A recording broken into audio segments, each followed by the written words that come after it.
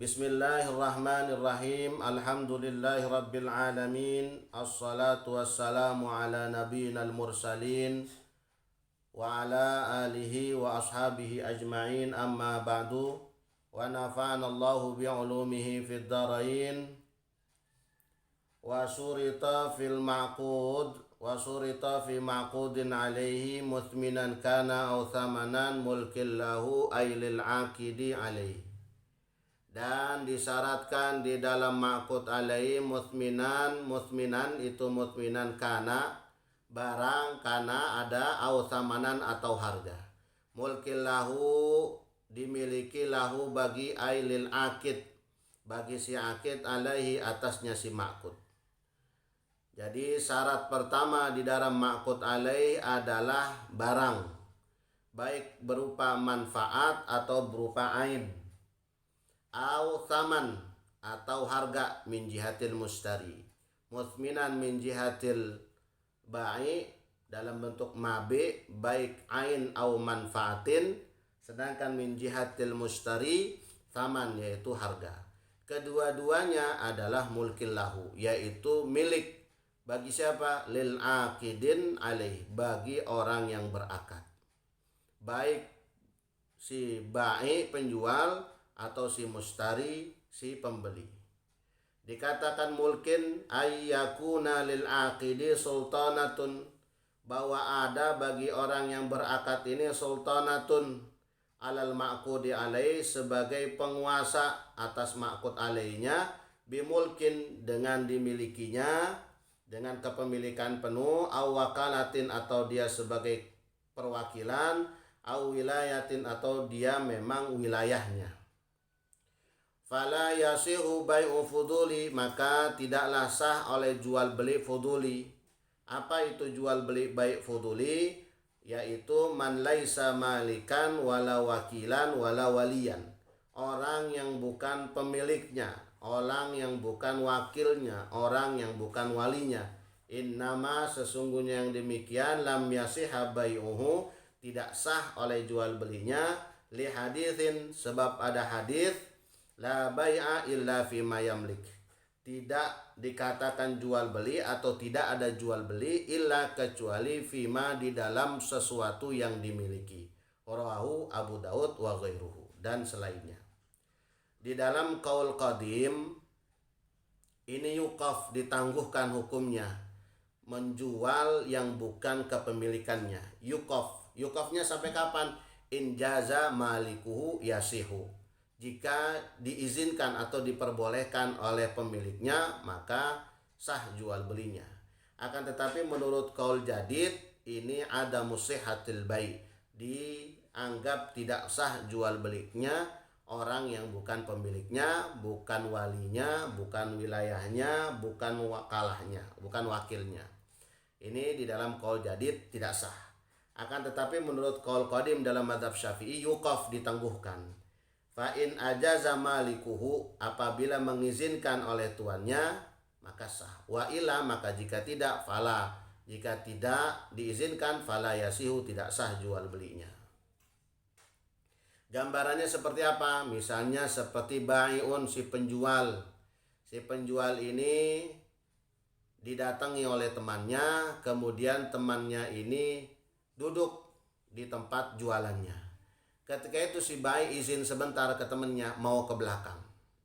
Karena proses izin sebentar itu tidak ada pelimpahan kekuasaan, pelimpahan wewenang, si bai' hanya berkata, tungguin atau tunggu sini, ane ke belakang dulu sebentar. Ketika dia ke belakang, datang mustari membeli barang. Dilayanin oleh si temannya bai'. Dilayanin, sudah transaksi jual beli. Nah, hukum yang seperti ini dalam qaul qadim yuqaf, ditangguhkan hukumnya, hukumnya ditangguhkan. Kemudian datang si bai' dan si temannya bilang, tadi ada yang beli, terus aneh layanin, maka ini duitnya. Dan si bai' redo, maka yang demikian berarti isyarat tanda dari si bai' jaza, maka yasihu bai'uhu, dianggap sah jual belinya. Ini qaul qadim. Akan tetapi menurut qaul jadid la yasihu bai'uhu, tidak sah jual belinya. Kenapa? tidak ada pelimpahan kekuasaan dan wewenang kepada temannya si bai untuk menjual. Yang kedua, tidak ada sigat daripada perwakilan untuk mewakilkan si bai, si penjual, bagi temannya kepada temannya untuk menjualkan barangnya. Dan sehingga menurut kaul jadid la yasihu bayuhu, atau tidak sah jual belinya. Wa yasihu bai'u malin ghairihi, dan sah oleh jual harta ghairihi, harta selainnya, zahiran yang secara jelas itu bukan hartanya. Menjual harta yang bukan miliknya secara jelas itu sah jual belinya. Bagaimana gambarannya? In bana ba'dal bai'i, jika kemudian nyata setelah terjadi jual beli, annahu lahu, sesungguhnya barang yang dijual ini lahu, punyanya dia. Seperti bagaimana? Ka'an bala mala muwarithihi, seperti menjual harta muwarithnya, harta bapaknya, zanan hayatuhu, yang dia anggap hidup, fabana maitan, maka nyata bahwa telah meninggal, hina idzin, saat itu, maka yang demikian itu litabayun, nyata bagi dirinya, annahu milku, sesungguhnya harta yang tadi dia jual adalah miliknya. Ada orang ahli waris tunggal, punya muwaris juga tunggal, kemudian meninggal muwarisnya, ahli warisnya cuma dia tunggal. Ketika dia menjual barang muwarisnya, dia berzon atau dia menduga bahwa muwarisnya masih hidup. Akan tetapi ketika dia jual, dia nggak tahu lagi posisinya, hanya dugaan aja, zon bahwa muwarisnya hidup atau bapaknya masih hidup. Ketika transaksi sudah selesai, ternyata diketahui bahwa bapaknya sudah meninggal. Bapaknya sudah meninggal, maka sebenarnya harta yang tadi dia jual bukan harta muwaris, tetapi harta miliknya. Maka yang demikian, la athara li zanni khata'in, tidak berpengaruh dugaan yang salah, bi ansihatahu, dengan kesahannya jual beli. Jadi tetap sah jual belinya, tetap sah, walaupun dia dugaan ini punya orang lain, dugaannya punya bapaknya, akan tetapi ketika transaksi terjadi atau proses jual beli terjadi, dan setelah jual beli terjadi dia ketahui bahwa bapaknya sudah meninggal, berarti harta ini harta milik dia, harta ahli waris. Kalau syaratnya adalah ahli warisnya tunggal, sendirian dia, sehingga tidak menunggu pembagian karena dia doang pemiliknya. Kalau ahli warisnya banyak, maka zalim, nggak boleh yang demikian. Sebab apa? Sebab dia harus menunggu dari ahli waris yang lain. Gitu. Kenapa? Li'anna li'tibar, karena ada ibarah di dalam fil uqudi bima fi nafsil amri la bima fi zannil mukallaf. Ada ibarah di dalam akad itu yang dianggap itu nafsul amr, perkara itu. Perkara itu maksudnya apa? Perkara itu sah atau tidak sah, itu yang dianggap di dalam akad. Bukan la bima fi zannil mukallaf, bukan dengan sebab adanya dugaan mukallaf.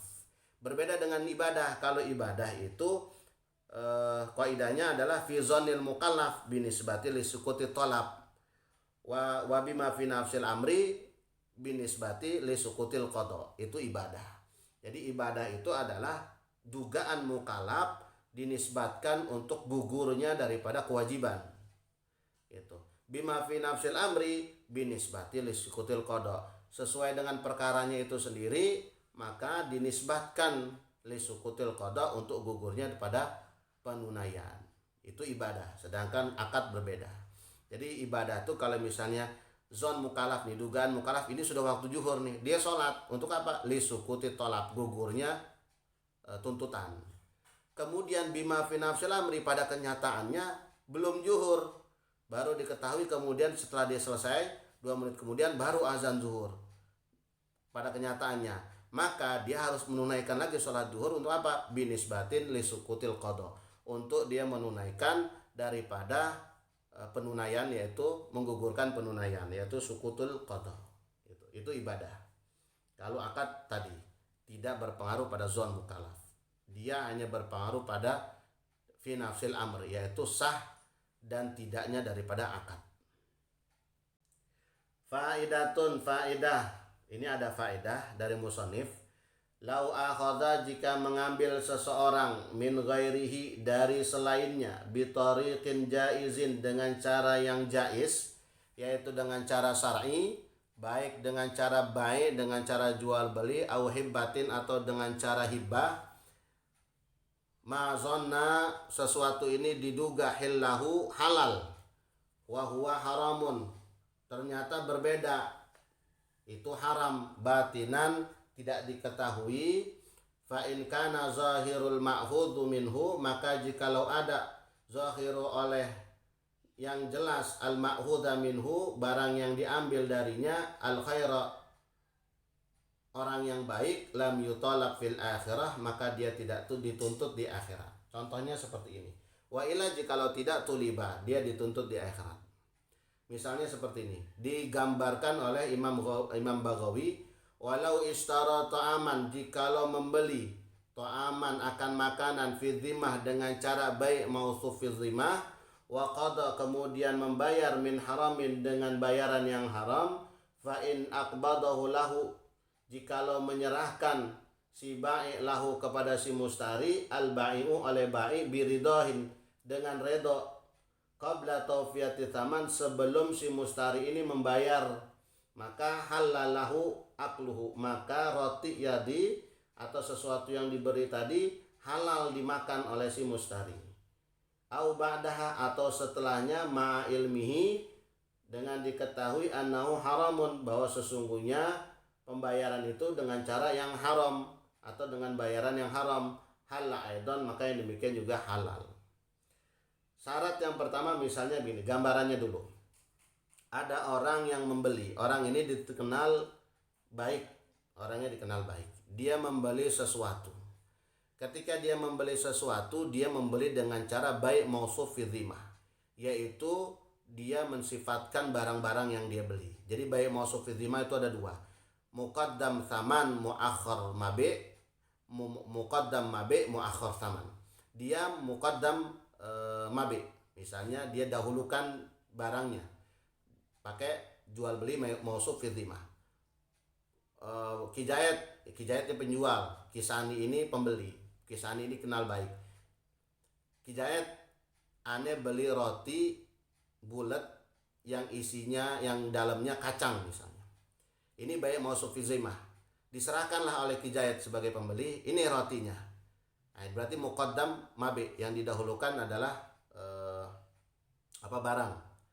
Lalu dimakan sama Kisani. Memang Kisani dikenal baik, tapi saat itu memang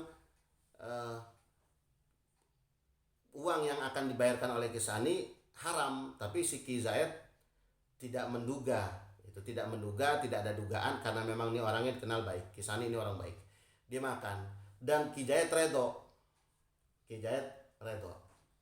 Si pembeli redho, si penjual redho. Nah, apa yang dimakan oleh Kijayat, apa yang dimakan oleh Kisani sebagai pembeli itu halal, sebab dengan redhonya si pembeli. Walaupun nanti si pembeli ini membayar dengan barang yang haram, wa qada min haramin, dan membayar dengan yang haram. Fa in aqbadahu lahul ba'i'u biridahin qabla tawfiyati tsaman halalahu akluhu. Jikalau kemudian dia menerima dari penjualnya redho memakannya itu barang, sebelum dia membayarkannya, maka barang yang dimakan itu oleh Kisani menjadi halal buat Kisani. Kenapa? Bitoriqatin jaiz, karena dengan cara sesuai syariat, yaitu jual beli sah, jual belinya sah. Akan tetapi menurut Imam Subki dikatakan bahwa ini haruma ma'asihah, haram afalnya, perilakunya, ma'asihatin, akan tetapi jual belinya dianggap sah, makanya dinamakan haruma ma'asihah. Perilakunya yang salah, yang haram, yang tidak diperbolehkan, tapi jual belinya sah. Makanya dimakannya oleh si Kisani sebagai pembeli ini adalah barang yang haram. Kenapa? Biridohin baik, karena sebab ada ridhonya dari si penjual. Gitu. Berbeda kalau misalnya gambarannya wa illa, jika tidak haruma, maka haram. Jika tidak gambaran yang di atas, misalnya gambaran di atas kan tadi orangnya dikenal baik. Kalau misalnya orang yang dikenal jahat, lain lagi soalnya. gambarannya lain lagi, maka haram gitu. Misalnya orangnya dikenali mencuri gitu kan, ada zon yang kuat bahwa ini duit hasil pencuri gitu, maka dia nggak boleh jual beli. Kenapa? Itu sama aja berserikat terhadap maksiat gitu, penadah. Atau emang yang dijual ini emang barang-barang curian, nah itu kan berarti dia sengaja berserikat kepada maksiat. Itu yang pertama. Yang kedua, meskipun ada zon, tapi kalau misalnya zone itu tidak kuat, maka diperbolehkan. Asal catatannya tadi orang itu dikenal baik. Yang kedua, biridohin, yang kedua cara membelinya adalah dengan mausuf fidzimah, yaitu barangnya dulu. Dan kemudian ketika barangnya itu dimakan, digunakan, dimanfaatkan, si penjual redo, maka ini menjadi halal buat si pembeli.